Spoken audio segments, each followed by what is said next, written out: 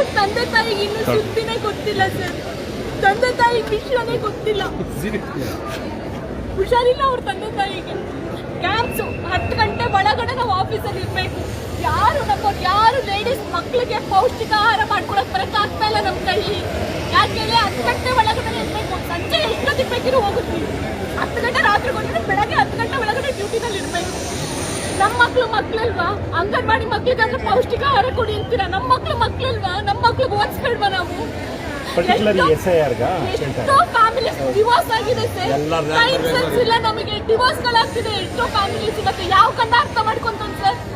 ರಾತ್ರಿ 10 ಗಂಟೆಗೆ ಮನೆಗೆ ಹೋದ್ರೆ ನೀವು ಯಾವ ಜೊತೆ ತಿರ್ಗಾಕ್ ಹೋಗಿತ್ತು ಅಂತಾನೆ ಯಾವನ್ ಅರ್ಥ ಮಾಡ್ಕೊತಾನೆ? ನಮಗೆ ಟೈಮ್ ಸೆನ್ಸ್ ಇಲ್ಲ. ಯಾವ್ದಕ್ಕೂ ನಮಗೆ ಟೈಮ್ ಸೆನ್ಸ್ ಇಲ್ಲ. ಟೈಮ್ ಲಿಮಿಟ್ ಇಲ್ಲ. ಫೋನು ಹಾರ್ಟ್ ಹೊಡ್ಕೊಳ್ಳುತ್ತೆ ಸರ್. ಫೋನ್ ಬಂದ್ರೆ ರಿಂಗ್ ಟೋನ್ ಕೇಳಿದ್ರೆ BP ರೈಸ್ ಆಗುತ್ತೆ ನಮ್ಗೆ. ಯಾರು ಫೋನ್ ಮಾಡೋದು? ಎಲ್ಲರೂ ಅಷ್ಟೇ. ಆಯ್ತಾ? ಪ್ರೋಗ್ರೆಸ್ ಆಯ್ತಾ? ADC AC ತಹಸೀಲ್ದಾರ್ ಎಫ್ಐಆರ್ ಮಾಡಿ 4 ಜನ ಎಫ್ಐಆರ್ ಮಾಡ್ತೀನಿ. 4 ಜನ ಮಾಡಿ ಸರ್ ಎಫ್ಐಆರ್. ಆ ಮಗು ರಾತ್ರಿ 10 ಗಂಟೆಗೆ ಮೀಟಿಂಗ್ ಮುಗಿಸಿ ಹೋಗಿದ್ದಾಳೆ. ನೆಲಮಂಗಲ ವಾಸ ಇರೋದವಳು ಆಯ್ತಾ. ಇಲ್ಲೇ ಲೋಕಲ್ ಅಲ್ಲಿ ಇರ್ಬೇಕು ಅಂದ್ರೆ ಯಾವ್ದಾದ್ರು ಫ್ರೆಂಡ್ ಮನೆಯಲ್ಲಿ ವಾರದಲ್ಲಿ 3 ದಿನ ಉಳ್ಕೋತಾಳೆ. ನಮ್ಮ ಫ್ಯಾಮಿಲಿನೂ ಕೇಳ್ಬೇಕಲ್ವಾ ಸರ್? ಅನುಮತಿ ಕೊಡ್ಬೇಕಲ್ವಾ? ನಾವು ಫ್ರೆಂಡ್ ಮನೇಲಿ ಇರ್ತೀವಿ ಅಂದ್ರೆ ನಮ್ಮ ಫ್ಯಾಮಿಲೀಸ್ ಬಿಟ್ಬಿಡ್ತಾರ ನಮ್ಮನ್ನ? 10 ಗಂಟೆ ರಾತ್ರಿ ಮೀಟಿಂಗ್ ಮುಗಿಸಿ ಬೆಳಗ್ಗೆ 5:30 ಊರು ಬಿಟ್ಟಿದ್ದಾಳ ಅವಳು. 6:30 ಫೀಲ್ಡ್ ಅಲ್ಲಿ ಇದ್ದಾಳೆ ಸರ್.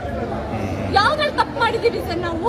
ಭೌತಿಕತೆ ಬೇಕಾ ಮಾಡ್ತೀವಿ, SIR ಬೇಕಾ ಮಾಡ್ತೀವಿ, ಲಾಸ್ಟ್ ಕಸ ಗುಡಿಸಿ ಅಂದ್ರೆ ಗುಡಿಸ್ತೀವಿ ನಾವು. ಯಾರ ಹತ್ರ ಹೋಗಿ ನ್ಯಾಯ ಕೇಳ್ಬೇಕು ನಾವು ಸರ್? ಇವತ್ತು ನಾವು ಪ್ರೊಟೆಸ್ಟ್ ಮಾಡ್ಬೋದು, ಮೈಕ್ ಮುಂದೆ ಮಾತಾಡ್ಬೋದು, ಮೀಡಿಯಾದಲ್ಲಿ ಬರ್ಬೋದು. ಬೆಳಗ್ಗೆ ಅವ್ಳು ಬದುಕಿದ್ರೆ ನರ್ಕನೇನ ಸರ್? ದೇಹನೇ ಕಟ್ಟಾಗಿದೆ ಸರ್. ಪಕ್ಕದಲ್ಲಿ ಕಂಪ್ಲೀಟ್ ಆಗಿ ಬದುಕಿದ್ರು ನರ್ಕನೇ. ತೆಗಿಬೇಕು ಇವಾಗ ಅವಳು. 27 ವರ್ಷ ಸರ್. ಇನ್ನ ಹುಡುಗಿಗೆ ಜೀವನ ಇನ್ನ ಶುರುನೇ ಮಾಡಿಲ್ಲ. ಅವ್ರು ಜೀವನೇ ಸ್ಟಾರ್ಟ್ ಮಾಡಿಲ್ಲ. ಎಲ್ಲರೂ ಅವ್ರವ್ರ ಅನಿವಾರ್ಯತೆ ಕೆಲ್ಸಕ್ಕೆ ಬಂದಿದ್ದೀವಿ ಸರ್. ಜೀವನದಲ್ಲಿ ಏನೋ ಒಂದು ದುಡಿಬೇಕು. ಎಲ್ಲರೂ ಕರಪ್ಷನ್ ಯಾರು ಮಾಡ್ತಿಲ್ಲ ಸರ್. ಯಾರು ಮಾಡ್ತಿಲ್ಲ ಕರಪ್ಷನ್.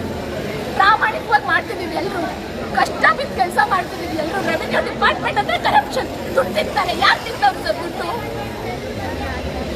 ಪ್ರಾಮಾಣಿಕವಾಗಿ ನಾವು ಮಾಡ್ತಾರೆ. ನಾವು ಪ್ರಾಮಾಣಿಕವಾಗಿ ಮಾಡ್ದಲ್ಲಿದ್ರೆ ಇಷ್ಟೊಂದು ಪ್ರೋಗ್ರೆಸ್ ಬರೋಕ್ಕಾಗುತ್ತಾ?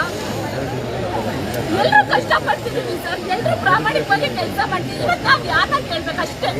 ಇವತ್ತು ಅವಳು ಹೊಟ್ಟೆ ಹೋಗ್ಲಪ್ಪ, ಯಾರನ್ನ ಕೇಳ್ಬೇಕು ನಾವು? ಒಂದು ಫೋಟೋ ಇಡ್ತೀವಿ, 4 ಹಾರ ಹಾಕ್ತೀವಿ, 4 ಶ್ರದ್ಧಾಂಜಲಿ ಮಾತಾಡ್ತೀವಿ. ಜೀವ ತಂದ್ಕೊಡಕ್ಕಾಗುತ್ತಾ ನಮ್ಮ ಕೈಲಿ?